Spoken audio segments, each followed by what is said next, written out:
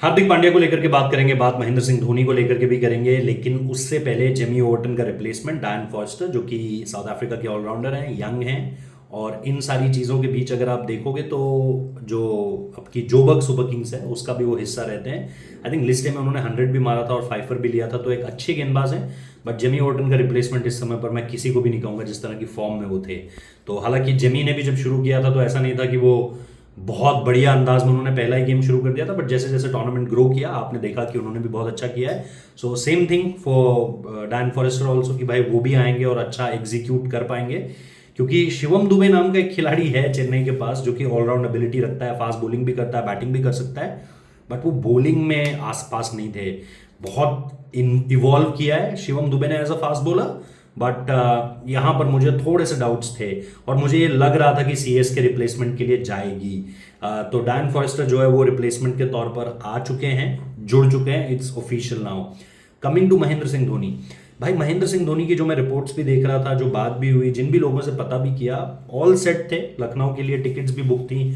और अमूमन तौर पर ऐसा होता नहीं है, जो पता किया, जो पूछा गया, जो पढ़ा गया, उसमें ऐसा होता नहीं है कि एमएस अगर सपोज जैसे उन्होंने शुरुआत में मन बनाया था कि वो बैंगलोर और गुवाहाटी नहीं जाएंगे तो वो नहीं गए।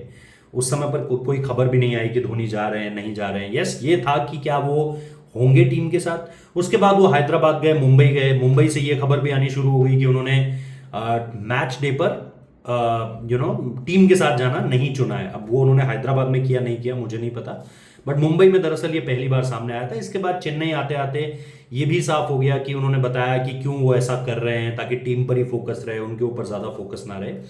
बट अगेन फिर वो दिल्ली नहीं आए और लखनऊ आने के लिए लग रहा था। बाकी रिपोर्ट्स भी आपने देखी ही होंगी, सुनी ही होगी कि एमएस आ रहे हैं, लेकिन वहां पर भी मेरे ख्याल से लास्ट मोमेंट पे। अब ये हो क्यों रहा है?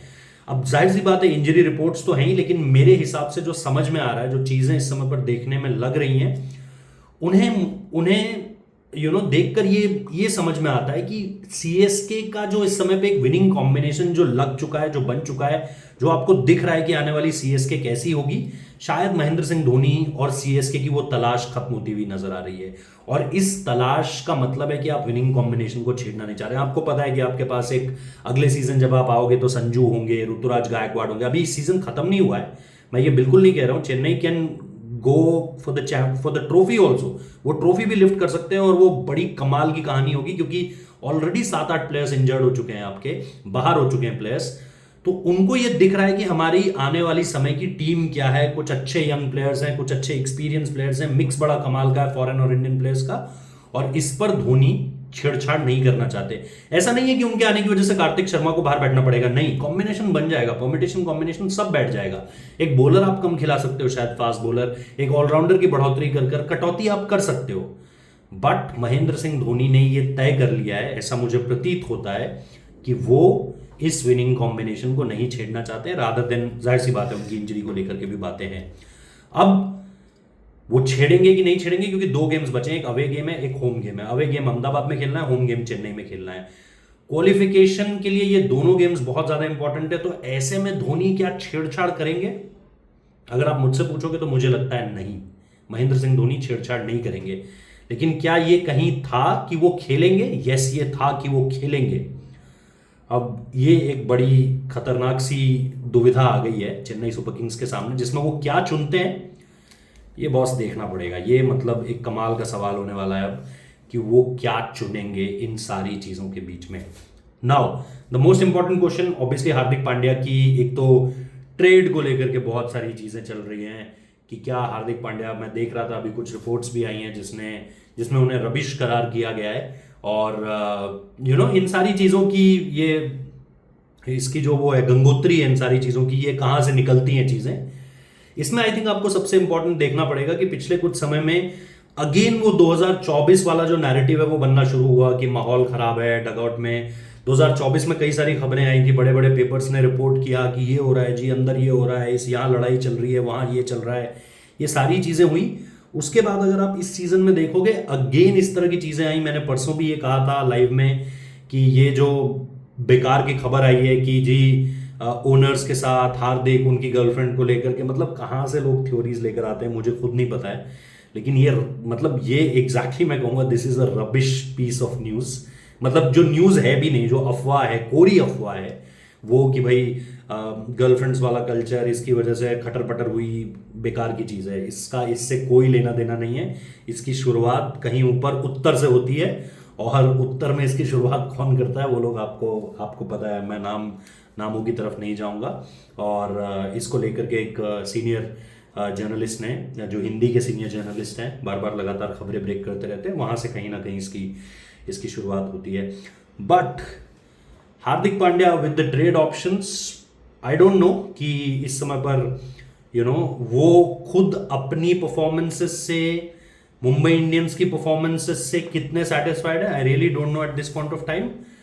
बट उनकी वो जो रात की प्रैक्टिस थी वो कम से कम ये तो बता रही है कि वो चाहते हैं। ऐसा नहीं है कि लोग कह रहे हैं अरे यार ये तो खेलना ही नहीं चाहता, ऐसा है वैसा है, ये है वो है। I think he really want to prove. वक्त निकल चुका है, इस सीजन के लिहाज से वक्त निकल चुका है, क्योंकि अब मुंबई के लिए क्वालिफिकेशन के लिए मतलब कोई चमत्कार भी नहीं बचा है। But it's all up to him now यार, कि वो अपने आप को किस तरीके से देख रहे हैं इस टीम में। क्योंकि 3 सीजन हो चुके हैं, 3 सीजन से छोटा अमाउंट ऑफ टाइम नहीं होता है अपने इर्द गिर्द को समझना, अपने आप को समझना। आप एक कप्तान हो उस टीम के, और उस टीम में आप कैसे जेलअप कर पा रहे हो, नहीं कर पा रहे हो, क्या है क्या नहीं है, मुझे नहीं पता है।